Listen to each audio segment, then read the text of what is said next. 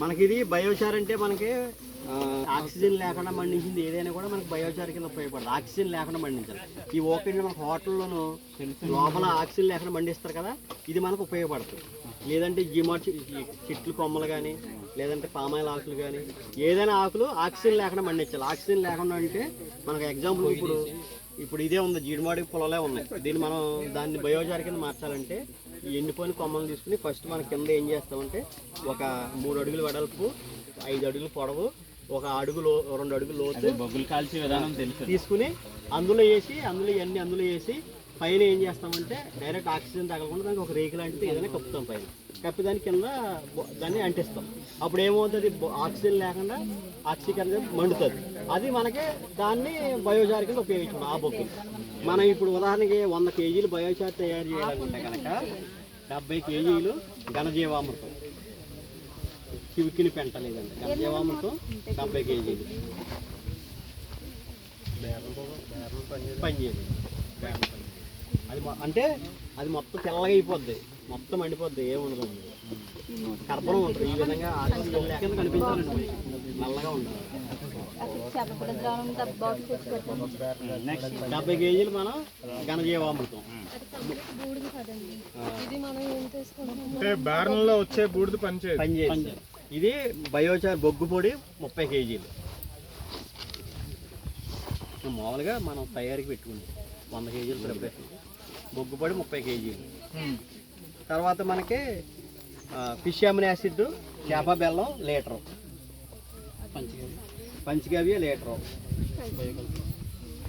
బయోకల్చర్స్ వచ్చినప్పటికి ఇప్పుడు మీరు దీని అంతటికి పేరేంటండి? బయోచార్. ఇవన్నీ చేయాలంటే ముందు అవన్నీ చేసుకోవాలి.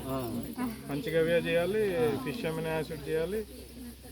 మనకి ఇందులో ఏంటంటే మనకి బయోకల్చర్స్ అంటే బయోకల్చర్స్ అంటే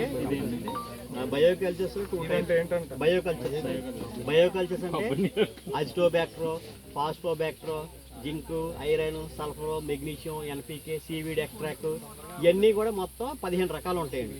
15 అది ఫంగస్ ఏమంటారండి దీన్ని బ్యాక్టీరియాలు, బయోకల్చర్ బ్యాక్టీరియాలు నేలకు ఇచ్చేవి.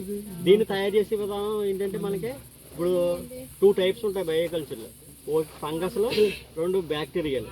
ఫంగస్లు ఏమో పురుగులకి తెగులకి వాడతాము, బ్యాక్టీరియాలు ఏమో గ్రోత్కి వాడతాం, నేలకి ఇస్తాం అన్నమాట. ఫంగస్లు తయారు చేసే విధానం వేరు, బ్యాక్టీరియాలు తయారు చేసే విధానం వేరు. మనకి దీనికి తయారు చేయడానికి మదర్ కల్చర్ NIPHM నుంచి తీసుకురావడం జరుగుతుంది.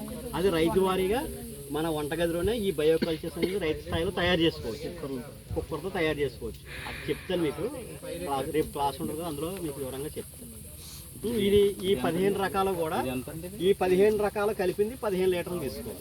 ఇది 15 లీటర్లు అంటే ఇది అన్నీ కలిపింది 1 లీటర్ తెచ్చారు. ఇది యాక్చువల్గా 15 లీటర్లు తీసుకోవాలి. ఈ 100 లీటర్ల బయోచార్ కలపాల్సింది ఎంత అండి? ఇది 15, ఒక్కొక్క రకం 1 లీటర్.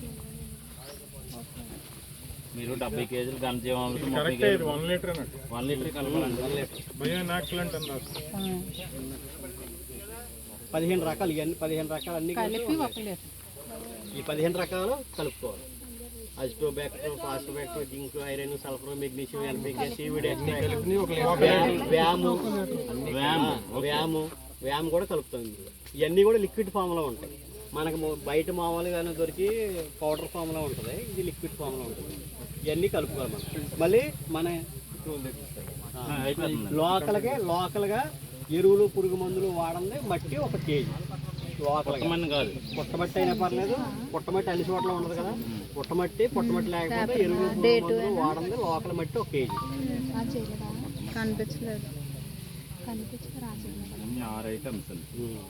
ఇవన్నీ మనం ఏం చేస్తామంటే ఫస్ట్ ఘనజీవామృతం వేసుకుంటాము, దానిపైన బయోచార్ వేస్తాము. 5 రకాలు బయోచార్ మట్టిలో కలిపి పైన బయోచార్ వేస్తాము. తర్వాత ఇవన్నీ కలుపుకొని మొత్తం బాగా కలిపేసుకుని చివకలేదు కానీ చివికిని పెంట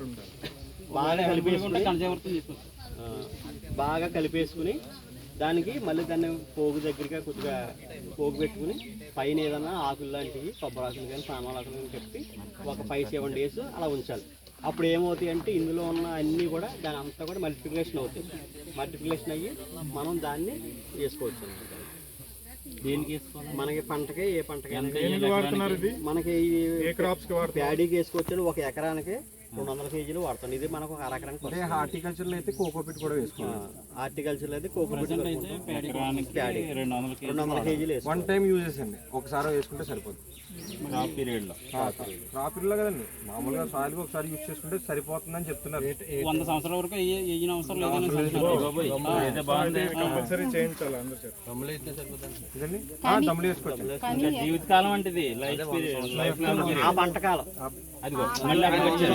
ఏమో 100 అన్నాడు, మీరేమో లైఫ్ లాంగ్. మీరు 1 టైం అన్నారు, నేను వన్ టైం అని అంటున్నానండి. మీరు 1 టైం, మీరేమో క్రాప్. కానీ మా డిపిఎం సార్ ఏం చెప్తున్నారంటే అండి, ఇది ఒకసారి ఇచ్చేస్తే కెమికల్స్ అంటూ ఎక్కువగా యూజ్ చేస్తున్నాం కదా, ఆ క్వాంటిటీ సరిపోదని 2-3 టైమ్స్ యూజ్ చేస్తే సరిపోద్ది అంటారు. మళ్ళీ తర్వాత అవసరం లేదు. కెమికల్ నుంచి బయటపడడానికి కొన్నిసార్లు ఎక్కువ వాళ్ళు వాడాలి. చెప్పండి అదే తర్వాత బయోకల్చర్ ప్రిపరేషన్ చెప్తారు.